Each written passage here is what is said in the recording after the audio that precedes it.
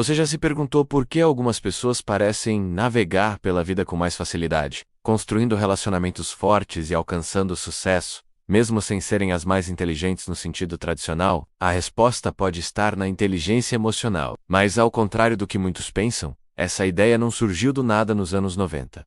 A verdade é que a jornada para entender nossas emoções é tão antiga quanto a própria filosofia. Vamos mergulhar juntos na fascinante história da inteligência emocional, uma história que começa há mais de 2000 anos. Nossa viagem começa na Grécia Antiga, com ninguém menos que Aristóteles. Ele foi um dos primeiros a articular uma ideia que soa surpreendentemente moderna. Em sua obra Ética Nicômaco, ele escreveu algo profundo. Qualquer um pode zangar-se, isso é fácil. Mas zangar-se com a pessoa certa, na medida certa, no momento certo, pelo motivo certo e da maneira certa, isso não é fácil. Percebe a semelhança? Aristóteles já estava falando sobre o controle e a adequação das emoções, um pilar central do que hoje chamamos de inteligência emocional. Ele entendia que a virtude e uma vida bem vivida não dependiam apenas da lógica pura, mas também do domínio do nosso mundo interior, do nosso coração. Ele nos ensinou que a emoção, quando bem gerenciada, é uma ferramenta poderosa para o julgamento e a ação correta. Avançando séculos no tempo, a discussão sobre razão versus emoção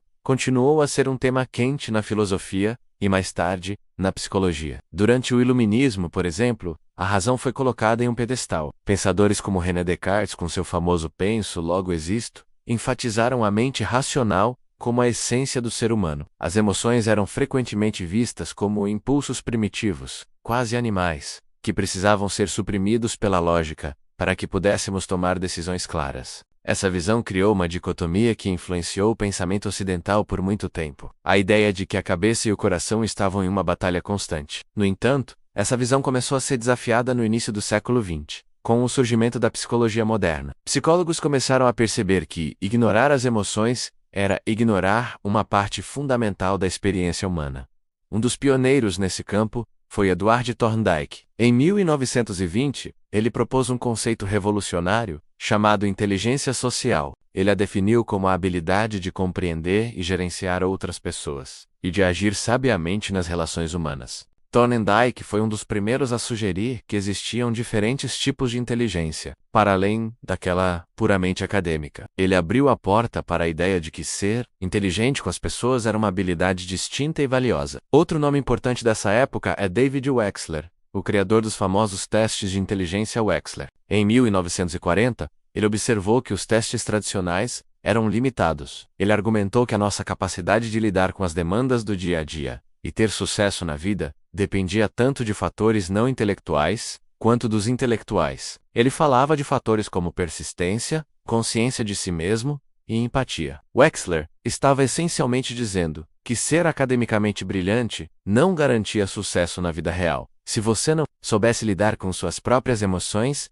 e com as dos outros. Ele viu que a inteligência era muito mais complexa e multifacetada do que se acreditava. A partir daí, o interesse por essas habilidades não cognitivas continuou a crescer. O psicólogo humanista Abraham Maslow, na década de 1950, também contribuiu para essa discussão, com sua famosa hierarquia das necessidades. Ele falou sobre a importância do crescimento emocional e da autorrealização, conceitos que exigem um alto grau de autoconsciência e compreensão emocional. Lentamente, a psicologia estava se afastando da ideia de que as emoções eram apenas ruído e começando a vê-las como dados importantes, como sinais que nos guiam e nos ajudam a sobreviver e prosperar. A semente da inteligência emocional estava germinando, esperando o momento certo para florescer. Esse momento chegou em 1985, quando o termo inteligência emocional foi usado pela primeira vez em uma tese de doutorado por Rainy Payne. Mas foram dois psicólogos, Peter Salovey e John Mayer, que realmente deram corpo ao conceito. Peter e John publicaram um artigo definindo a inteligência emocional como a capacidade de monitorar os sentimentos e emoções próprios e dos outros, de discriminar entre eles e de usar essas informações para guiar o pensamento e as ações. Eles propuseram um modelo científico, com 4 componentes principais: a capacidade de perceber emoções, de usar emoções para facilitar o pensamento, de entender emoções e de gerenciar emoções. Para Salovey e Mayer, não se tratava de um conceito vago, mas de uma forma real e mensurável de inteligência. No entanto, foi em 1995 que a inteligência emocional explodiu na consciência popular. E o responsável por isso foi o jornalista científico e psicólogo Daniel Goleman, com seu livro best-seller Inteligência Emocional. Goleman não inventou o termo, mas ele o popularizou como ninguém. Ele pegou a pesquisa acadêmica de Salovey e Mayer e a traduziu para uma linguagem acessível a todos, conectando-a com exemplos do dia a dia,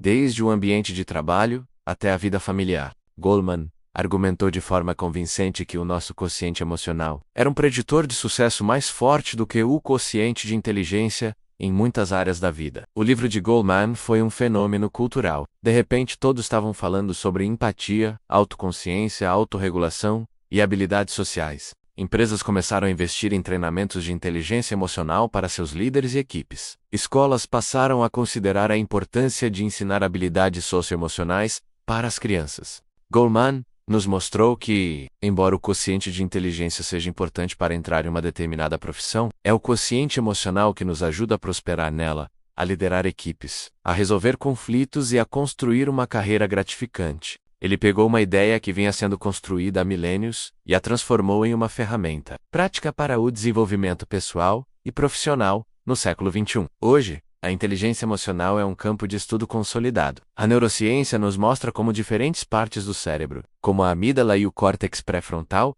trabalham juntas para processar e regular nossas emoções. Sabemos que a inteligência emocional não é um traço fixo, é um conjunto de habilidades que podem ser aprendidas e aprimoradas ao longo da vida, com prática e dedicação. É a habilidade de reconhecer que você está sentindo raiva e, em vez de explodir, respirar fundo e escolher uma resposta mais construtiva. É a capacidade de perceber a tristeza nos olhos de um amigo e oferecer apoio, mesmo que ele não diga nada. É a automotivação para persistir em um objetivo, mesmo diante de frustrações. Desde as reflexões de Aristóteles sobre a raiva até os modelos científicos de hoje, a jornada para entender a inteligência emocional nos ensina uma lição poderosa. A verdadeira inteligência não está apenas na nossa capacidade de pensar, mas na nossa capacidade de sentir de forma inteligente. É a integração da mente e do coração que nos torna verdadeiramente humanos e nos permite viver vidas mais plenas, conectadas e bem-sucedidas. A história da inteligência emocional é, no fundo,